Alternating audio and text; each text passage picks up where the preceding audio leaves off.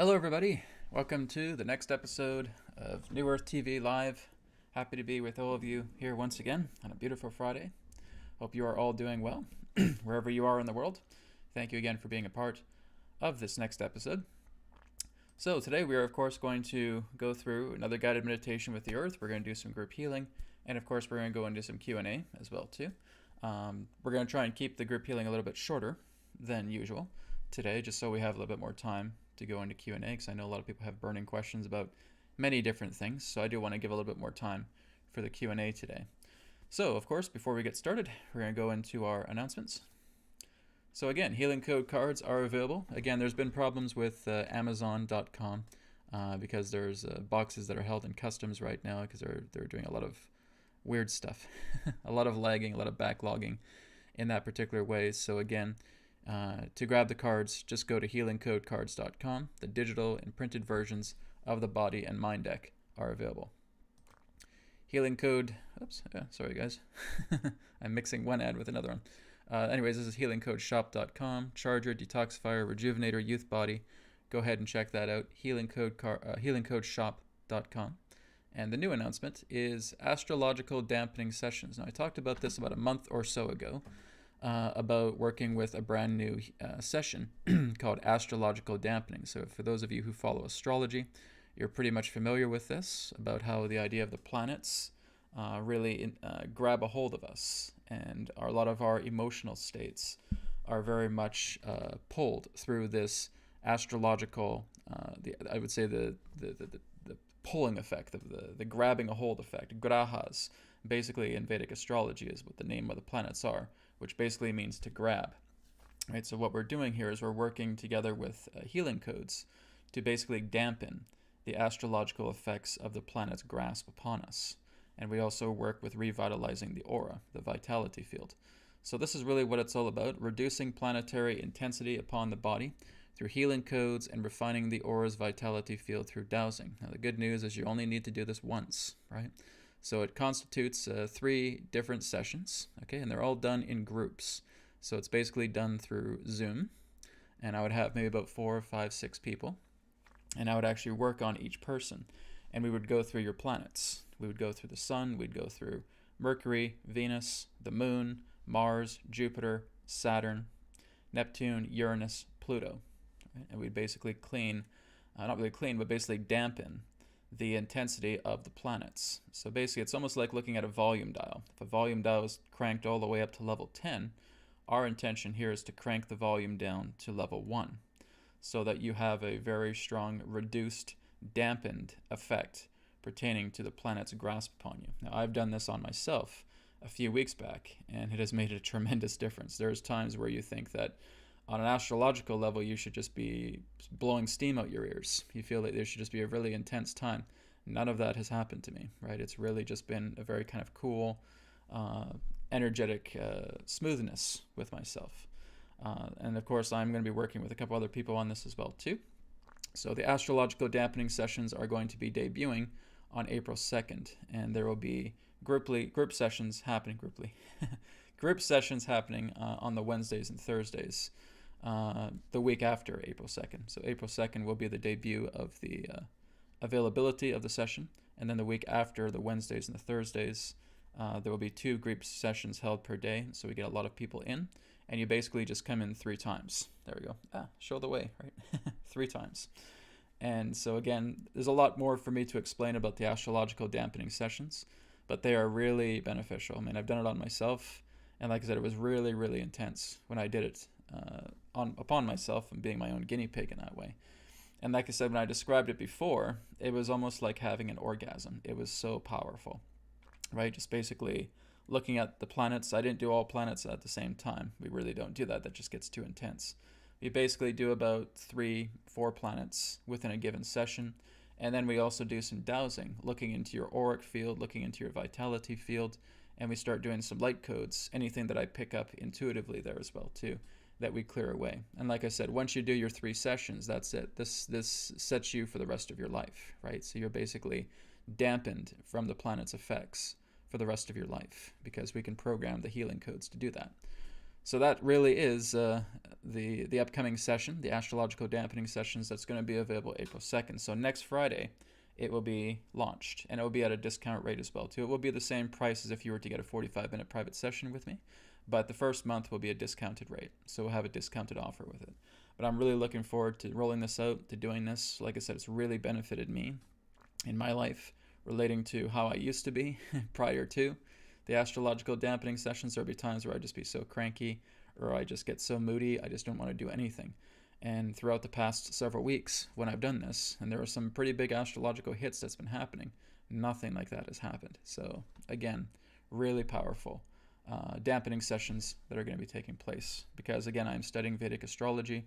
I'm looking into this a lot more, and a lot of people will work into doing like mantras or working with mudras or looking at mandalas in that particular way to try and dampen that. That's actually been trying to be an approach for thousands of years, even when you look back into ancient Jyotish. But people have had trouble with that. So I believe I've found something that's going to be really, really helpful for a lot of people. So again, I don't mean to blabber on too much about the sessions, but it's a brand new session. It's a pretty big discussion with the astrological dampening session. So again, I will be launching this next Friday. So please go ahead and check that out. It will be on yourteachings.com as I launch it out next week. All right, so let's go ahead and get started with our broadcast today. I think I'm missing something. There we go. That's what I'm missing. Okay. So again, we're going to go into Q&A here in a little bit. And of course, I have the live chat up here on my view screen here. So hello, everybody. Welcome. Good to see you all here. Got somebody from Dublin, somebody from United Kingdom. Great. You can always share where you guys are from. It's always good to hear where you guys are as you're watching this. All right. So let's go ahead and get started with, firstly, our Earth Mass Meditation. Okay. So just let yourselves get nice and relaxed, nice and comfortable, making sure the body is free of any tension. Making sure I'm just getting cords out of the way here. Okay, and we can keep our spine nice and straight, placing our hands upon the center of our chest, or you can keep it down on the lap, whatever you feel is good. Okay, and we're going to close our eyes now, taking a deep breath in, taking a deep breath out. And now I just want you to bring your focus and awareness down to the bottom of your feet, feeling your feet chakra opening up just at the bottom center of both feet, and feeling roots coming out, going deeply into the earth, and going deeper and deeper, all the way to the earth's core, right to her heart. And just feel these roots connecting directly with the earth's heart.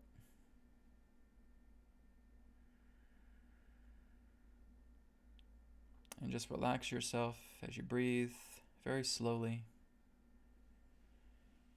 And you're just letting your body relax from head to toe. And you are surrendering to the energy that you are receiving now from the earth. And I want you to imagine that you are leaving your physical human body and you are coming into the earth body. You are seeing yourself as Mother Earth. And so you are observing yourself as the planet Earth. And you're giving yourself a scan. You're scanning yourself from the North Pole all the way down to the South Pole. And you may see these discrepancies, these areas of black liquid upon the surface of the Earth, also within the interior of the Earth as you go inside the northern or southern poles. You may also see discrepancies or black liquid, dense energies there as well. And just be aware of these areas upon the earth that contain this black liquid. For you are the earth body, and you are simply feeling out all of these energies that are ripe with distortion. As you feel this, as you go throughout the land masses, the oceans, the interiors of the earth, we are zooming ourselves out and we're seeing the planet Earth in the distance, And just above the planet Earth, we see a black ball. It is a hollow black ball. And this black ball is going to store all of the black liquid, dense energy, the areas of discrepancy, directly into it. And that is what we are going to work together with now, collectively. So at the bottom of this black ball, I want you to imagine that there is a black root coming out. And it's wrapping around the entirety of the Earth. It's wrapping around the inside of her, from the North Pole and the South Pole, and wrapping around the entire area of her body. This black root is covering the entirety of the Earth. And we are keeping those areas of discrepancy that we have noticed within our mind. Firstly, we are going to do the apologetic affirmation for the Earth. And so you can repeat after me. I apologize to Mother Earth for being neglectful regarding these conditions that have been discovered. I ask for the Earth's forgiveness, as well as the Earth's assistance, to clear away these areas of discrepancies, releasing them to Spirit, to be purified, and to be forgiven in totality. And so it is. Okay. So now we have that apologetic affirmation. The Earth is very, very happy that we have genuinely given this form of apology. This state of forgiveness is granted.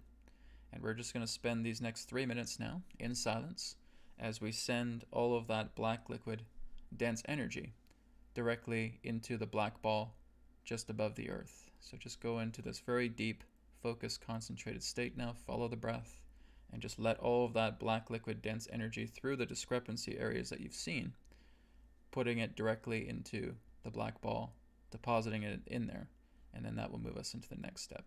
So let's go ahead and take 3 minutes of silence doing this work here and now.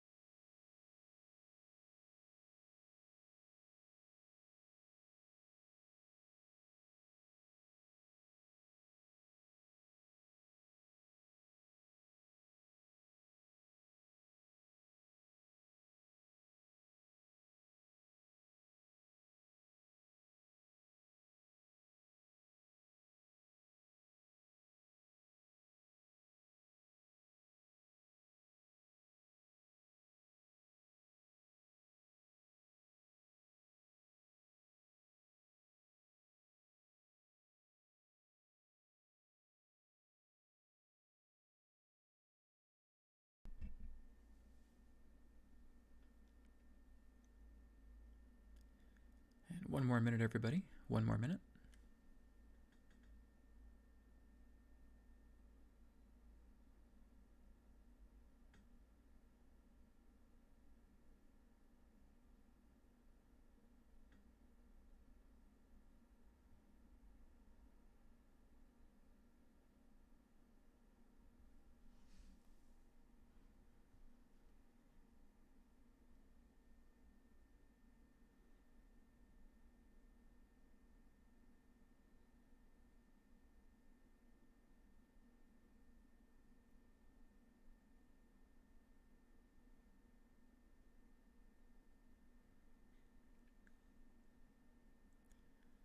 15 more seconds.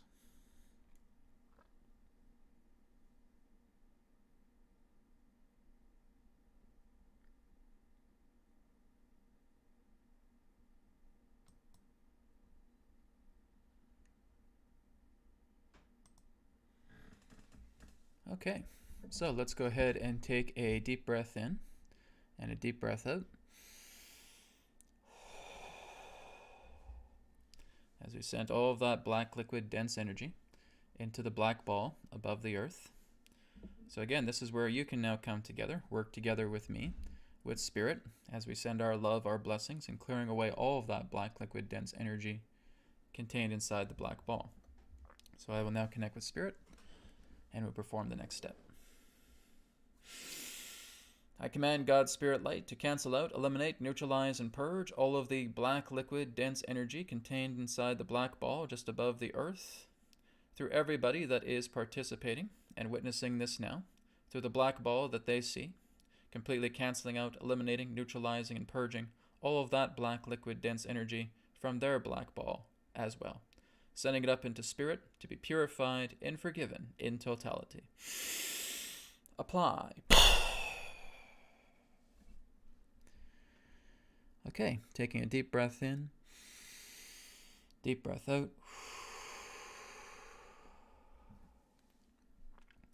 And now I want you to just go ahead and look at the black ball. All right, so if you're seeing it empty, that's great. You can now see the black ball disappear.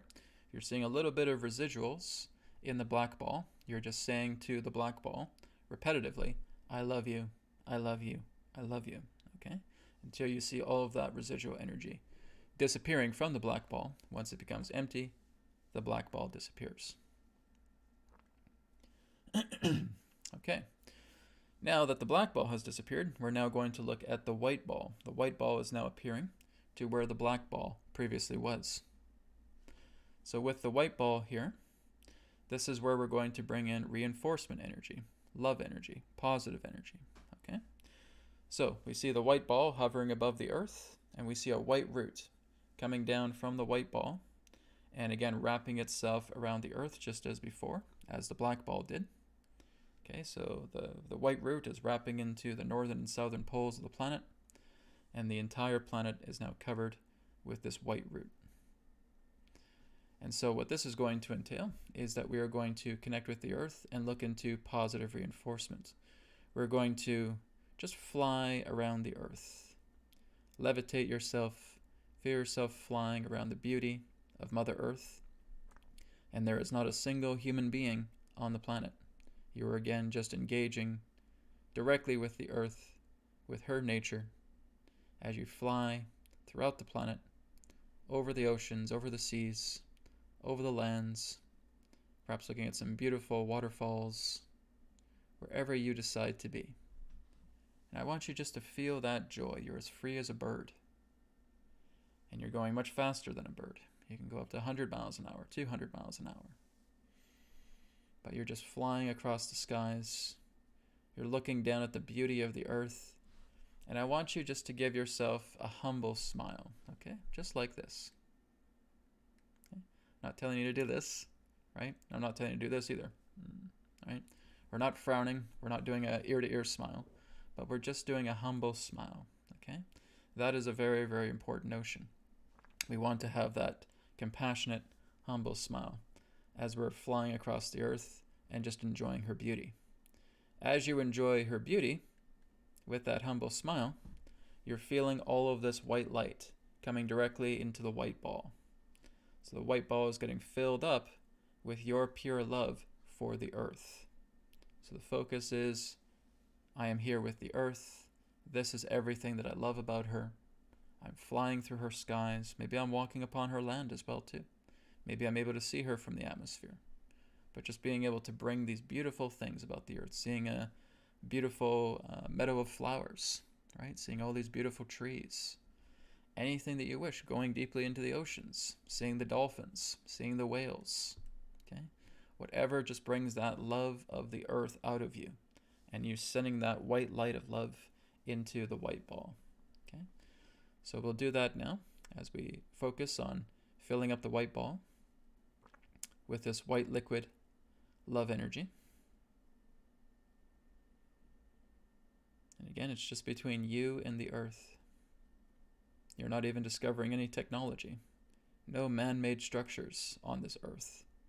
It is the earth bare, just as she is, completely in her nature and in her splendor. And you're just witnessing this.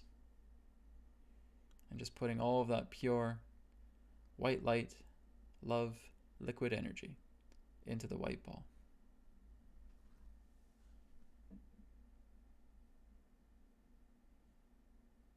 Okay, so now we're going to connect with Spirit once again, and we're going to distribute all of that love energy throughout the earth, not only in the areas of the discrepancies, but also just around the entire area of the earth, saturating her with our love for her. I will now connect with Spirit. I command God's Spirit light to imbue healing codes directly into the white liquid contained inside the white ball just above the earth, through everybody's white ball, containing the white liquid of love just above the earth, distributing all of that white liquid energy of love upon the earth, upon the areas to where everyone has noticed her discrepancies, and upon her entire body, saturating this pure, loving, compassionate energy onto the earth, bringing her into regeneration, replenishment, rejuvenation, repair, purification, and perfection. Apply. Let's take a deep breath in, deep breath out. And I want you just to see all of that white liquid coming out of the white ball. And again, just seeing the earth as a star, like a white light star. All right? Just seeing it getting brighter and brighter and brighter. That is your love energy. That's your love for the earth, saturating her entirely, where she looks like a star. And now that light starts to dim, starts to fade, as it ingrains with every molecule, with every atom that makes up the earth. And she is now being fully grounded and ingrained with this pure love energy that you have shown between yourself and Mother Earth. And let's take a deep breath in, deep breath out.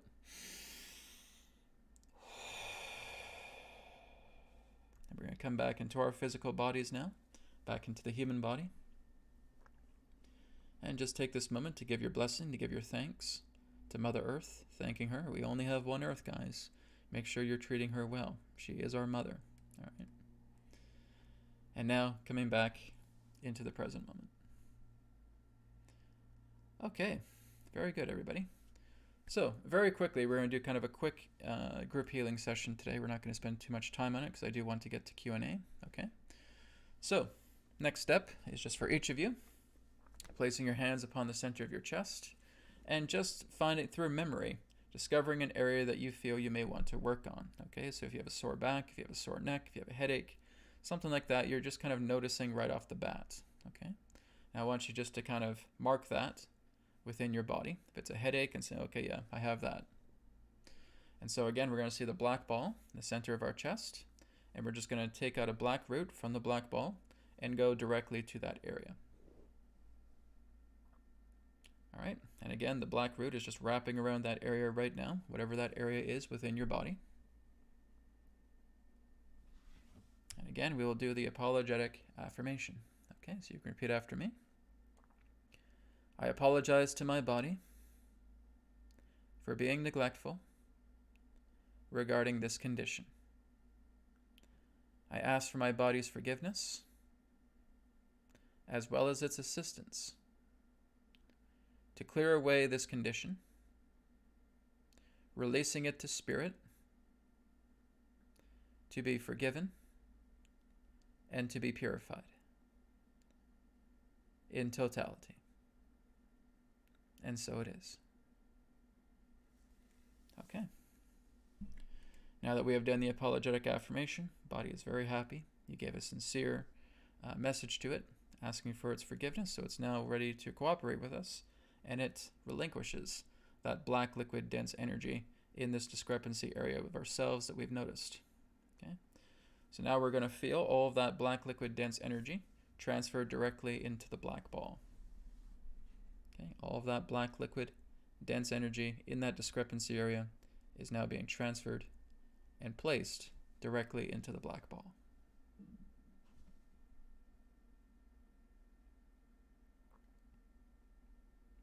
Okay, and I will now connect with Spirit. I command God's Spirit Light to cancel out, eliminate, neutralize, and purge all of the black liquid dense energy contained within the black ball of everyone who is viewing and participating with this exercise now, in here, in this moment. Purging all of that black liquid dense energy from the black ball out of their body, putting it up into source consciousness to be purified and forgiven in totality. Apply.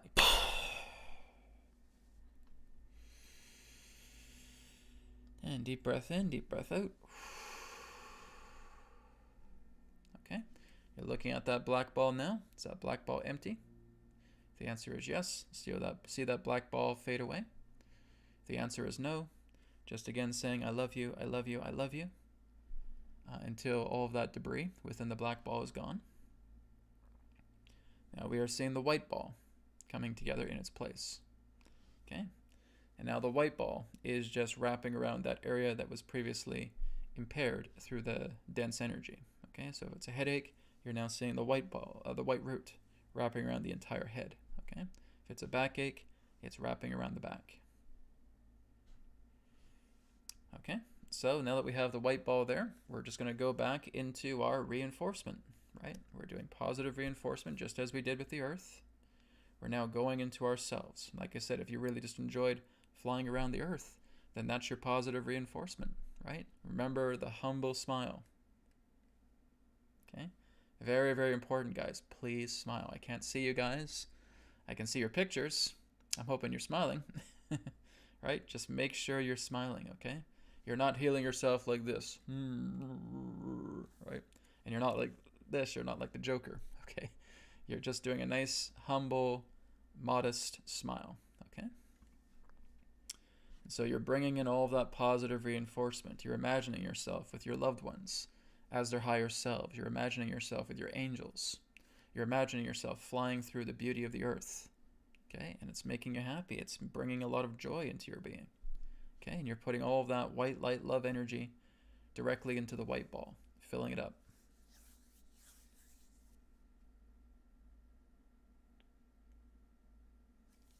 Okay, as it is filled up now, we will now go ahead and connect with Spirit once again. I command God's Spirit Light to imbue pure healing codes directly into the white liquid contained within the white ball of everybody who is viewing and participating with this exercise in this moment, distributing all of that pure loving energy directly into their areas of discrepancy and into their entire body, bringing regeneration, replenishment, repair, harmony, purification, and perfection through that discrepancy area and into their entire body altogether. Apply. Deep breath in, deep breath out. Seeing the white liquid coming into that area, and again, just feeling that brightness, that illumination, kind of like a star. Starting to feel it become dim as it's ingraining into every molecule, into every atom of your body, through the discrepancy area, and through the entirety of your body as well. Okay, and we'll take one final deep breath in and out. Okay, thank you everybody. Blessings. Thank you for doing that with me, both through the earth and through yourselves. Okay, it's very important that we do this every single day, right? That's why I create these videos. All right, and I know people have itchy paws here because they're asking a lot of questions. So like, okay guys, I'll scratch your itch. And we'll get started with some Q&A, okay? Now, if you guys want just quick questions, it's best to just address your questions to me, right? If you want me to connect with Adronis, it takes a little bit more time, okay? I have to connect with him, bring him through, and then share his perspective. If you want something that just basically want to be answered, because I'm already connected to Adronis right now, I can do him kind of in a mediumship format, or I can do him in kind of a channeling format. It's up to you guys. Whenever I have that question, right? So if it's just something, Brad, hey, I just want to have this kind of quick question, great, then I can probably answer your question pretty quickly. All right. Okay, let's go down the list here for some Q&A. Okay, here's one from K-Tool. Hope I'm pronouncing your name right. If we exist in multiple timelines, how do we feel crystallized only here? Do we exist in one dimension, one timeline, one location more than the others? No, that's an illusion. You are always through different timelines. Every single frame of every moment that exists is another reality, right? We're just going through a continuity stream. The continuity stream acts like it is a single timeline, when in fact we're still going through, incredible, incalculable amount of facets of different dimensions, all at the same time, that basically create this allotment of frames. So with me doing this right here, there's millions and billions of frames, millions and billions of realities, of static realities that are coming together to create that illusion of motion, right? Everything that basically creates this continuity together is based upon, you could say, higher technology. It's like lenses, it's like filters, it's like prisms that basically allot all of these things together. It's a technological process. It's temporal technology, right? Working together with space, working together with time. Space being the platform, time being the motion, being the continuity. Just like you would put film footage into a carousel, right? The carousel with the film, and then just clicking the button and now seeing motion, okay? That's the idea of the time technology, temporal technology that flows with this, with platform, the platform of space and the flow of time working together. And of course, through the power of our own consciousness, creating all together, all of these frames, all of these events, all of these experiences, all together, okay? It's a little challenging for us to try and explain this linearly, but really this all works non-linearly, but it just comes together in a state of condensing.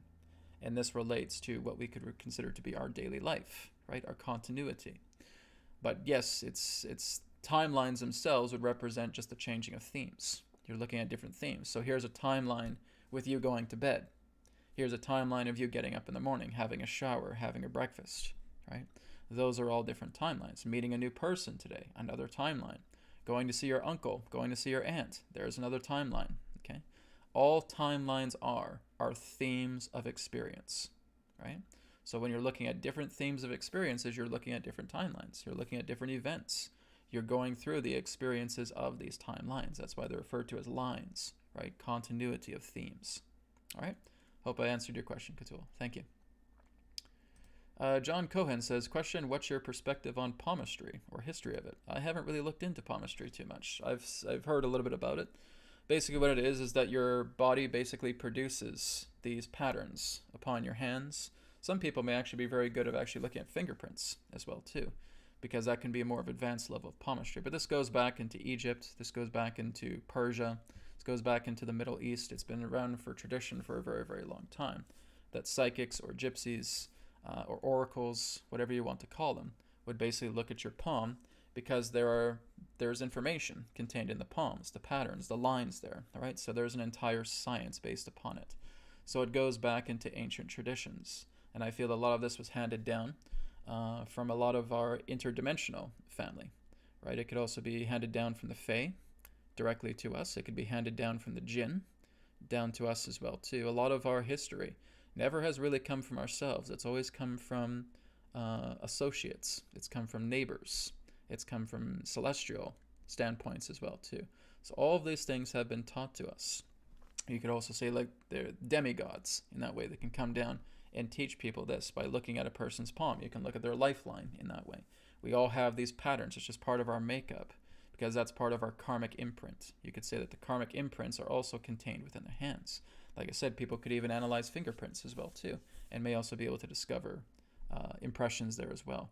But there's also species, star family, that actually don't even have fingerprints. We have fingerprints, again, because it's our tie-in to the earth.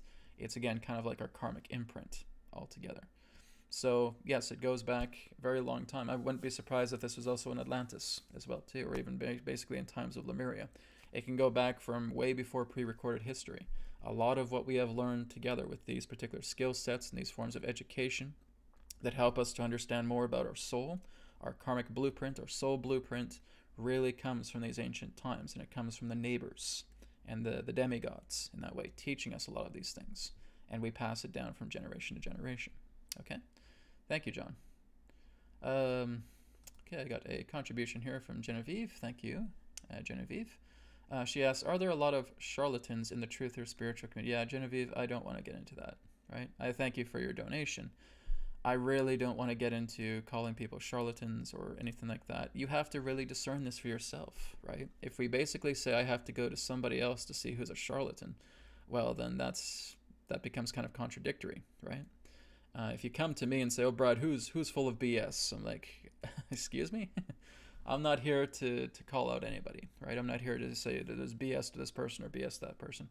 There's some things that I may not agree with, but I won't say that they're charlatans or BSers or anything of that nature.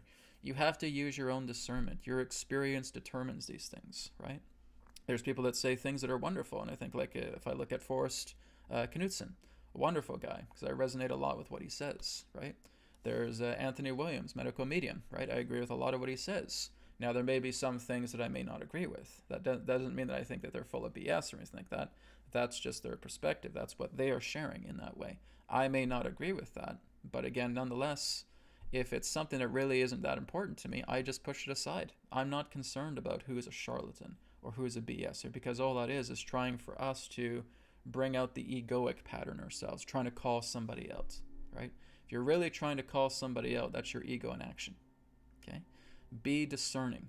A discerning person is not someone who's looking for somebody else to be called out on, okay? That's a bunch of crap. So the whole idea is, if you're truly discerning, you look at a person, you may stumble upon somebody that may say something, and you kind of look into yourself and say, well, I appreciate they saying this, but this is not really something that resonates with me. Okay, no problem. I'll put it aside. I'll keep going. Be the beacon of truth yourself, right? Work with your discernment. Your experience is the richness of that, okay? So Genevieve, that's what I have to share. I'm not interested in tracking down charlatans or BS and stuff like that, because that is a true waste of time, okay?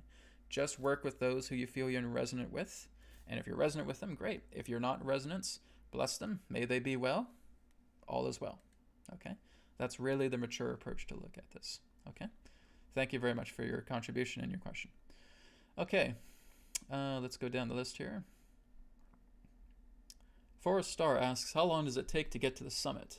Is it only when all trauma is released and I'm naturally in a state of love all day? If so, can't I just maintain my love tank with the BCR-TC technique? Well, you're putting your love tank to work. You're not just filling it up to look at it, right? You're putting it to work, right? All of that love energy that's coming through you is working together. It's kind of like antibodies within your body, okay? If they were basically looking at heavy emotions and heavy traumas within the body, well, that could be seen as viruses or parasites, right? We're working with the love energy to clear all that out.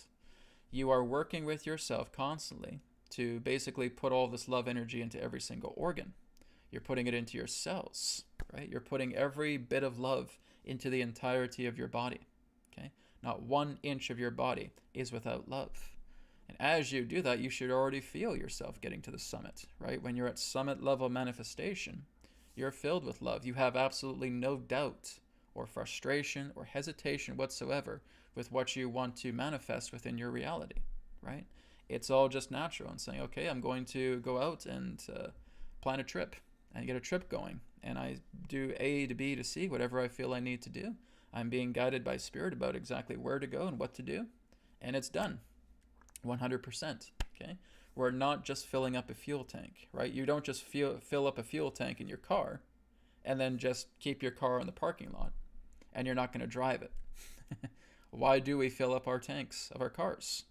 Because we're going to drive it. It needs fuel. We're going to go places, okay? Same thing with you. You're not just filling up love energy into yourself like a fuel tank and then you're just not going to take yourself anywhere. You're going to take yourself places, all right? And you're noticing that these areas of discrepancy, that these states of confusion may come up. And you're bringing love energy because you see yourself as great as a mountain yourself, right? You have that mountain of energy. That's who you are, that mountain of love. And so you see this little ball of discrepancy. You work with the TC technique because you've done the BCR technique as well too. You're clearing that out. Good. And that came from my fuel tank. That came from me working together with my love energy. So we're not just filling ourselves up and say, well, let's do absolutely nothing, right? No, you're going to do something. You're going to take action. You're going to work, okay? But be not the doer, okay? You are working with beingness. You're letting spirit guide you, right? It is not I, but the Father that worketh through me, okay? So therefore, spirit is guiding me. I'm getting impulses. I'm getting feelings. I'm getting clarity. of going and doing this, of taking care of this. And I'm able to do this because I'm open and receptive and in state of realization that Spirit is working through me, right? That's the idea. We're not just here to fill up our love tanks. We're putting those love tanks to work, okay?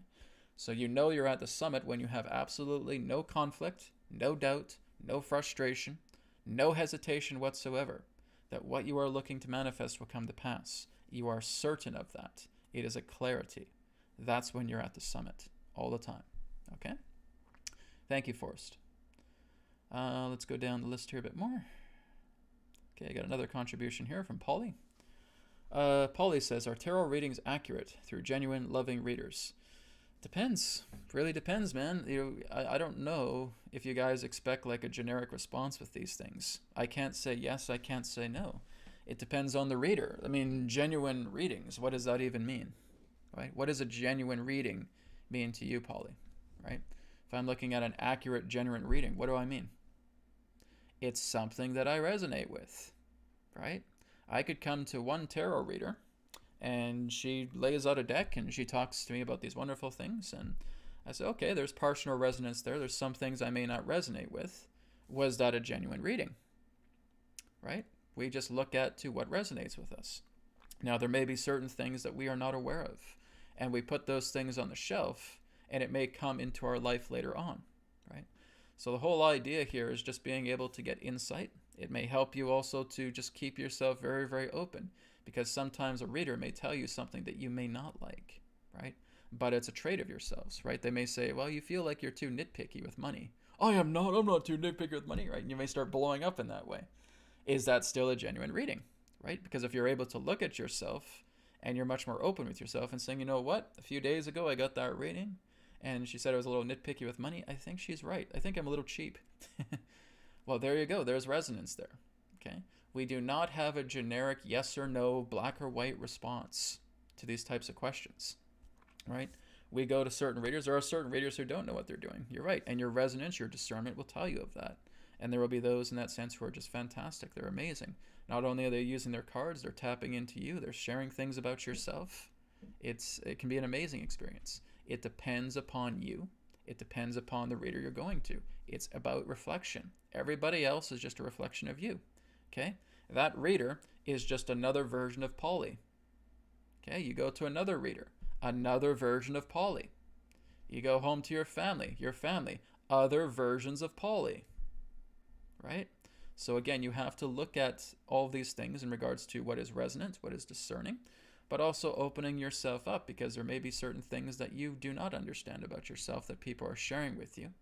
And then maybe a short time later, you start to click in about these things. That's what I call putting these things on the shelf. So basically, the accuracy is based upon your own state of resonancy. But there may be certain things that they are dead on about that you don't know about, right? And you may think are inaccurate, but later on you may find out, oh my goodness, it is accurate. So it all depends upon the people you connect with, because just another version of Polly. All right? Thank you, Polly. Okay, let's move on here. Okay. Let me just go up here a bit more. We got a lot of questions here today, guys, so I'm doing my best to kind of go through this.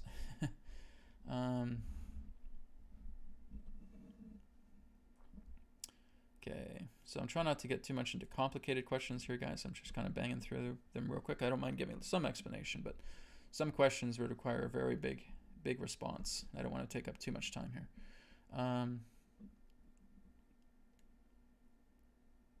Okay, here's an interesting question. I have talked about my association with Adronis in the past, but I'll share this with Sean. Sean asks, just curious, Brad, how did you originally connect with Adronis?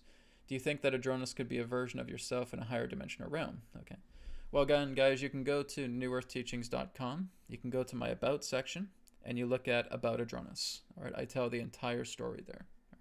So basically, in a nutshell, I was channeling before I brought Adronis in. So I was doing a lot of channeled writing in that way. I was connecting with a lot of different collectives. I was connecting with a Pleiadian collective. I was connecting with a Octurian collective, a Lyran collective, etc. Right? So I was doing a lot of other channeling before Adronis came in. And it was a friend of mine who was also another channel, basically got a message and said, you know, Brad, you have a very strong connection to Sirius. And it feels like there's a being there that wants to really connect with you very strongly. So I went ahead and I went into my channeled state, and Adronis appeared. Okay, and he basically said, Brad, I'm a version of you. 297 years in the future, I've come back at this time to help you in regards to your own spiritual evolution. And as you start to teach others, you will take them with you upon this path of spiritual evolution. Is this something that you would like to work together with me on? And so the answer was yes. And from that time forward, I've been channeling him, connecting with him.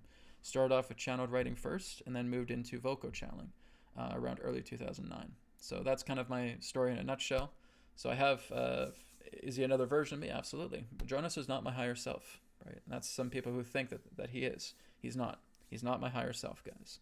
He is a bridge between myself and my higher self, but he's not actually the higher self.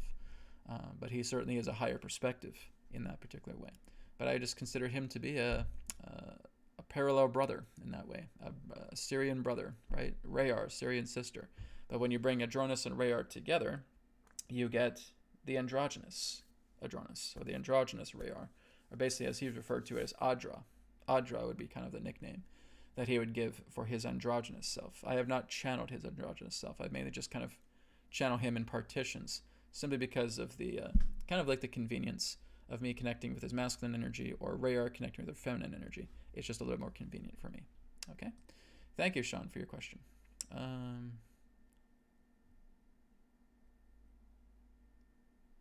Okay, here's one from Azure Blue. Brad, do you know about the Grand Cross alignment in Western astrology? How to transmute those planetary influences? I don't follow Western astrology, guys. I do Vedic astrology. Okay?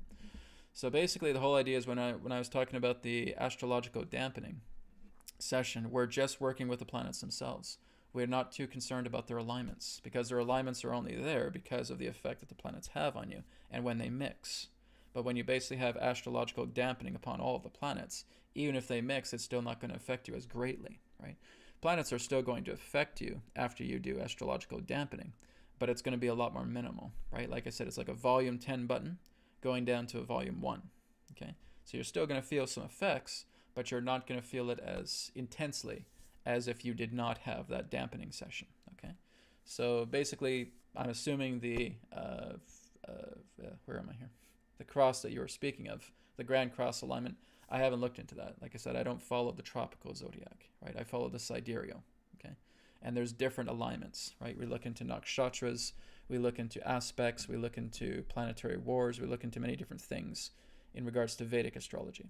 So basically with those particular different states of alignments, yes, even when you're having those alignments, those blendings coming together, planetary wars, etc., if you are already imbued with dampening relating to all the planets, they're not going to affect you as much, even when they go into combinations. Okay? So that's kind of the effect altogether. But no, I have not heard of that. Again, I don't follow Western astrology. Okay? Thank you very much for your question. Okay. So someone here, Tyler says, hi, this is for Adronis. Can you tell us about Neptune? Are there bipedal beings living there, and what are they like? Okay, Adronis has not talked about Neptune before, so this will be kind of interesting, at least not in depth in that way. So let me go ahead and take a moment to bring Adronis in, and he can talk about some information about Neptune and life there. Okay, one moment.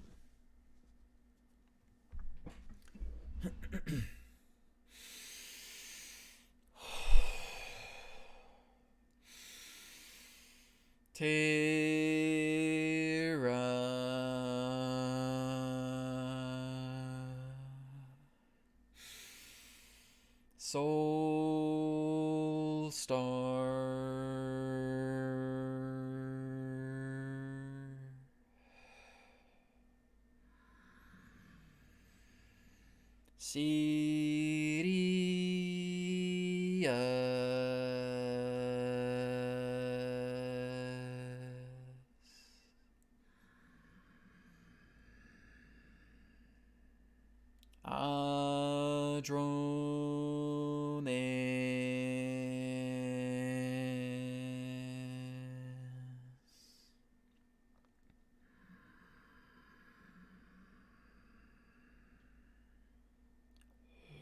We thank you very much for the opportunity of this interaction today. I am Adronis of Sirius, sending love, appreciation, and gratitude to all who are tuning in to this broadcast through your internet collective consciousness.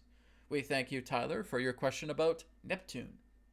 Well, is there life on Neptune? Are there bipedal creatures on the planet of Neptune itself? No. Because you have to understand that Neptune as a planetary system operates very, very differently from the nature of the Earth. Now, in ancient times, the idea of what you would know as Neptune is that it did not really look like as it does now. The idea in that sense is that it was much more presentable in regards to a greater plethora of life. But if you were to look at Neptune right now, you would basically see much more elemental life contained upon the planetary surface rather than anything else. So it is much more elemental in regards to its construct than anything else. You will not find, as you would say, third density bipedal life forms contained upon Neptune. Now, upon Neptune's moons are a different story, such as the idea of Triton, whereas you can find, in that sense, internal civilizations existing within the core, simply because the idea of the moon, in that sense, pertaining to its own temperature, in that sense, is much more hospitable, going deeper into the internal areas of the moon of Triton. And there are certain civilizations that exist there, some who are indigenous, such as reptilian beings, some in that sense who are not indigenous, and there may be other humanoid beings in that way. There are some things that we cannot exactly share at this time due to the idea of not being ready to know about these things just yet. But yes, if you're looking more so to the Neptunian moons, these would be more appropriate pertaining to internal civilizations, some who are indigenous, some are not. Many of the outer planets in that sense are what you would term as under the jurisdiction of insectoid alliances. So in that sense, many of them hold particular jurisdictions there, particularly around the outer planets such as Neptune, Uranus, Pluto, and planets existing within the Oort cloud. All right? This is what we can share at this time pertaining to Neptune and the outer planets. We thank you. Okay, great. Thank you, Tyler, for your question. Thank you, Adronis, for the answer. All right, let's go ahead and move on. I'm trying to find people who haven't asked questions yet. Just go down the list a bit more.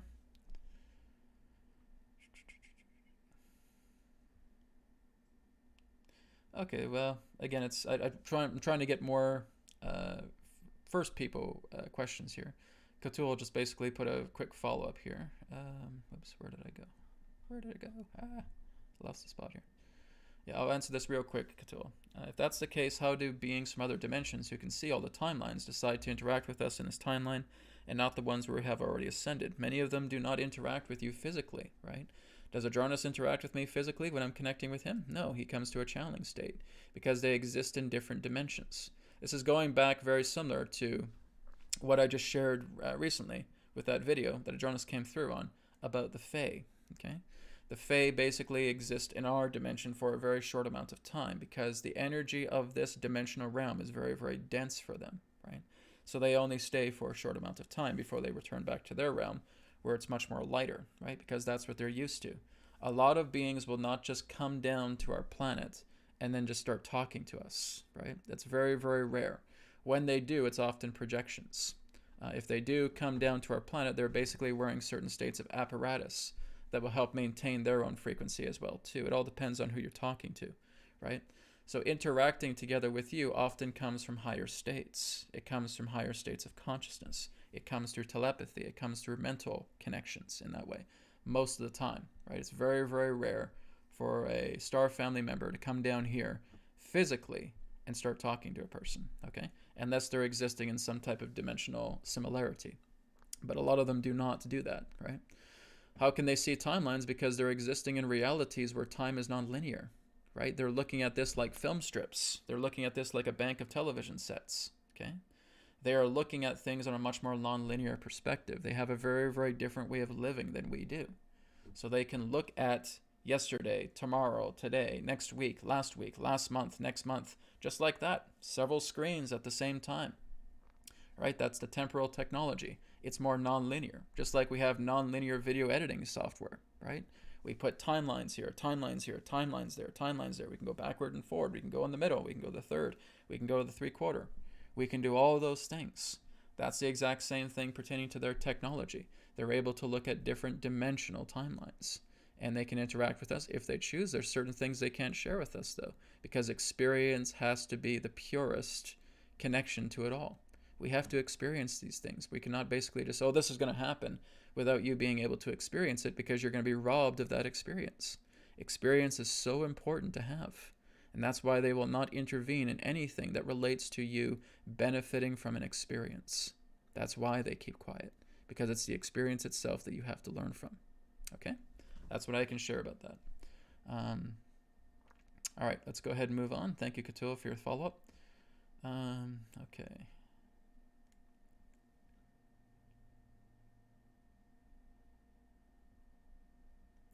This is from Fee444. Do you have any knowledge about what's happening on spiritually with Alzheimer's and dementia? Are sufferers beyond help?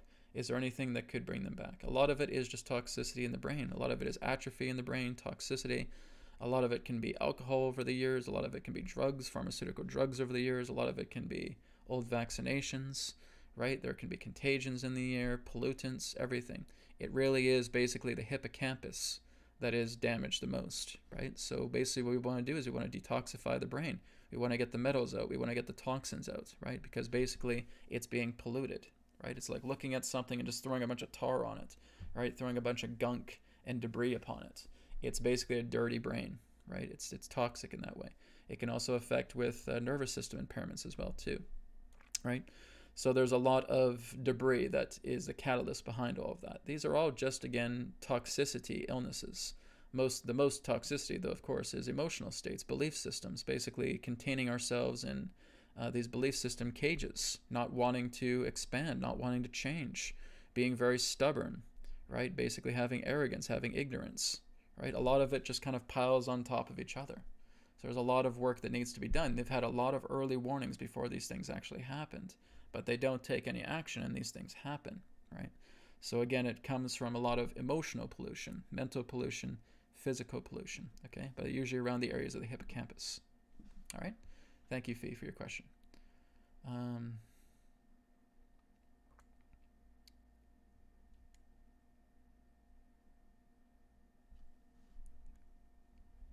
Okay, again, I'm just trying to find first question people here, guys. I don't want to just keep coming back to the same person.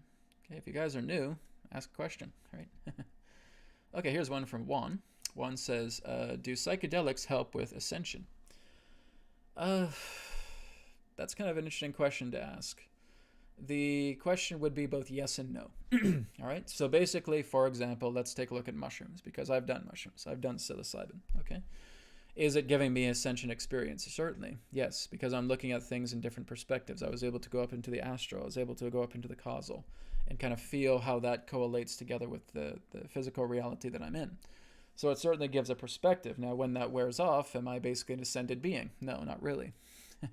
So what it's doing is it's giving you a tour. It's giving you a demonstration. It's helping you to look more into yourself, a lot more deeper than the physical senses can.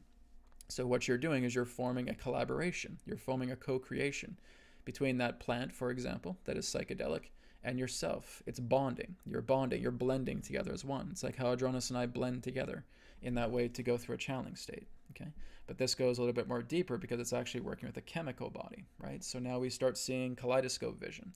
Now we start seeing streams of light coming through. We start feeling like we can freeze ourselves in the moment. You can feel like we're almost completely still, right? These are giving you the ideas of non-linear reality, but it's taking you on a tour. It's taking you on a demonstration of that. Well, Brad, is it possible to actually live like that? Yes, it is. But again, that requires a lot of deep training, right? Deep inner training pertaining to yourself, because you are able to vividly capture those moments when you are in the psychedelic states and you are basically striving towards that.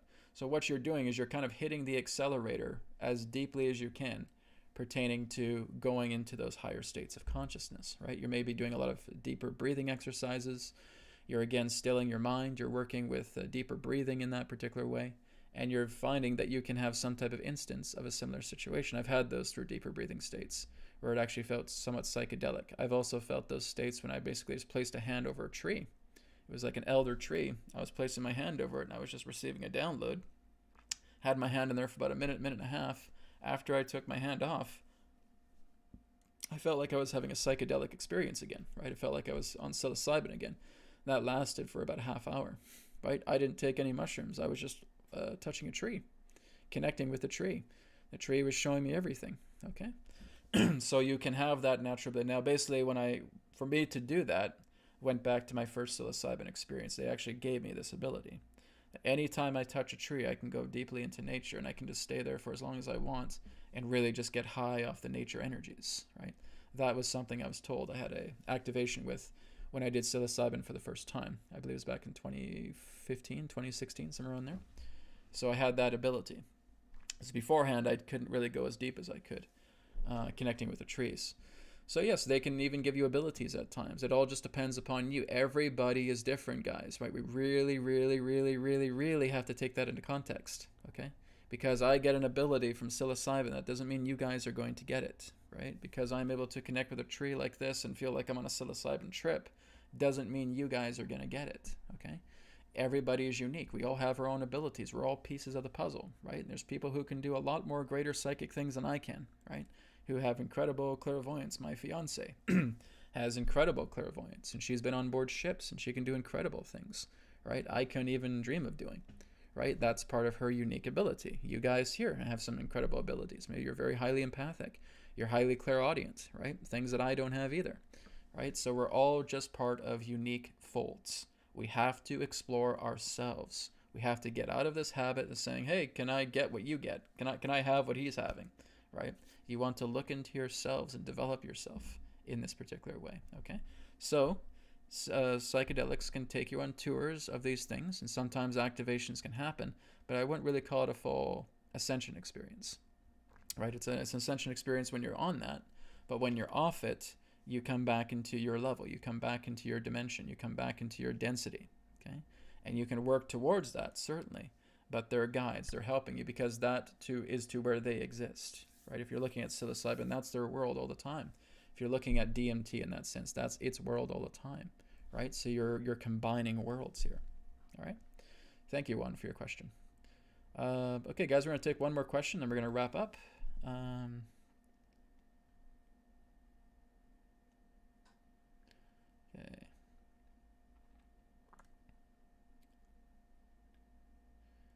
Okay, let me just see if I can get one more good question, I think, to end on here.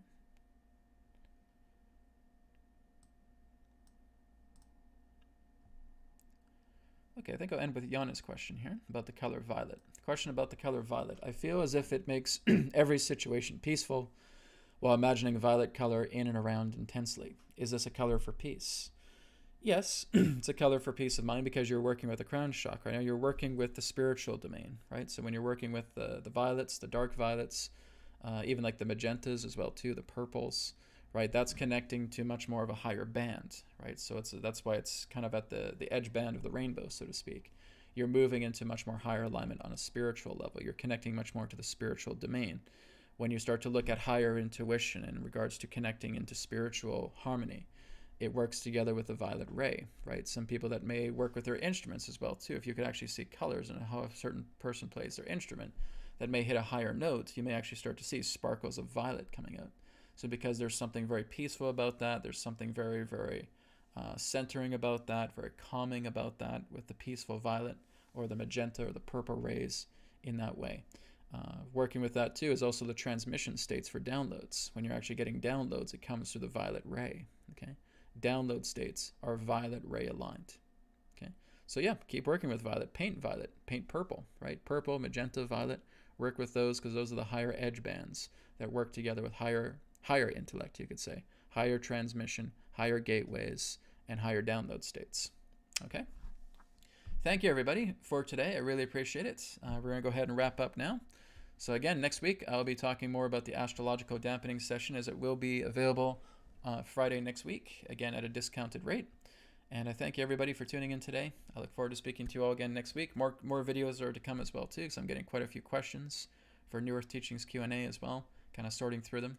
So more videos will be coming this week as well, too. Thanks, guys. Have a great rest of the day, rest of the week, wherever you are in the world, and I'll speak to you again in another perspective of the now. Take care. Thank you very much for checking out the New Earth Teachings YouTube channel. Feel free to check out my websites, newearthteachings.com, healingcodecards.com, healingcodeshop.com. Go on to healingcodecards.com to grab your body deck and your mind deck. also available in digital versions as well. And of course, you can follow me on social media, on Facebook, on MeWe, and of course on Telegram as well. Thank you again for tuning in, and I'll speak to you again in the next video. Take care and show the way.